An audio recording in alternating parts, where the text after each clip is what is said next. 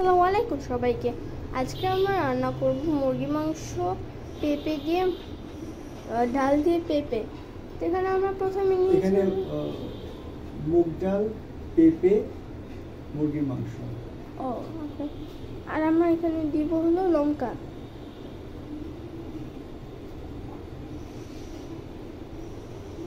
তারপরে হলো হলুদ,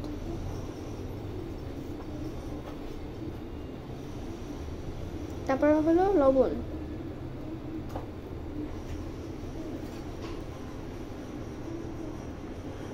এখানে আমরা একটু পরিমাণ মতো সয়া সস দেবো যেন ফ্লেভারটা মজা। পরিমাণ মতো মানে আপনার অল্প স্বল্প দিলেই হয়। এখন এটা আমরা মাখাবো।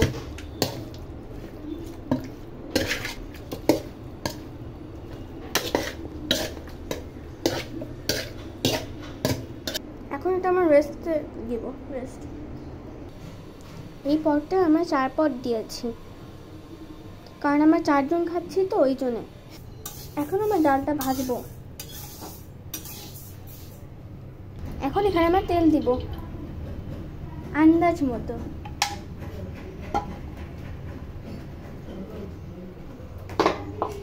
আরেকটু তেল দেবো।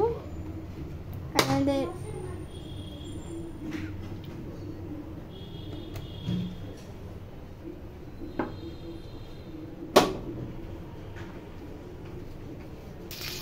এখন এখানে আমরা পেঁয়াজ দিচ্ছি।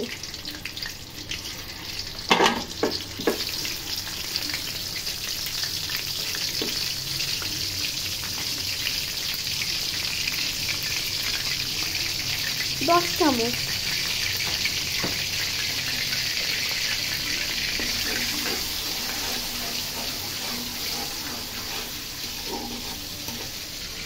এবার রসুন,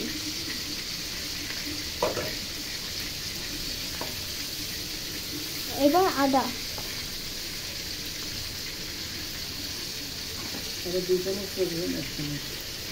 আদা 2 চামচ, রসুন 1 চামচ।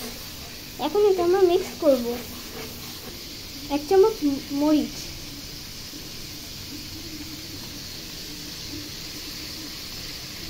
আর 1 চামচ হলুদ।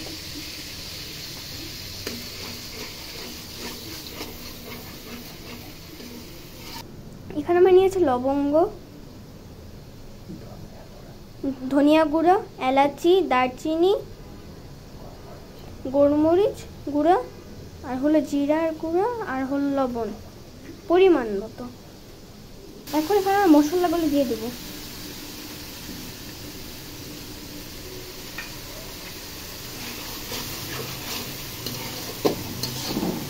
এখন এখানে আমি দিয়েছি 2টা তেজপাতা। এখানে তেজপাতা দিয়ে ভুনবো। তেজপাতা এখন এখানে আমরা ডালটা দিয়ে দেব।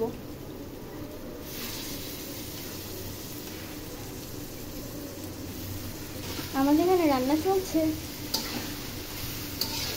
এখন এখানে আমরা পেঁপেগুলো দিয়ে দেব। দিয়েছি হাফ দিয়েছি।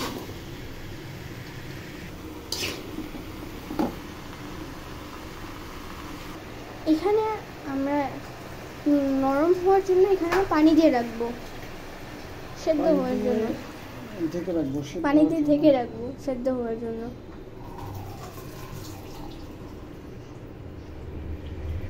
এখানে আমরা 1 চামচ আবার সয়া সস দিচ্ছি। এখানে ডাল আর পেঁপেটা সেদ্ধ হলে তারপর আমরা এখানে মুরগি মাংসটা দিয়ে দেবো। নাকি এখনই যদি আমরা মুরগি মাংসটা দিয়ে দিই তাহলে এটা গলে যাবে। যেটা হোক, এটা আমরা ঢেকে দিচ্ছি। এখানে আমার বাবা মুরগি মাংসটা ভেজে নিচ্ছে, কারণ পেঁপের মধ্যে যদি আমি মুরগি মাংসটা না ভেজে দিই তাহলে টেস্টটা আসবে না। আর দাদা তো এমনি ফার্মের মুরগি খেতে চান না, এই জন্য আমার বাবা মুরগি মাংসটা ভেজে দিচ্ছে। এখানে আমাদের মুরগি মাংস ভাজা হয়ে গেছে।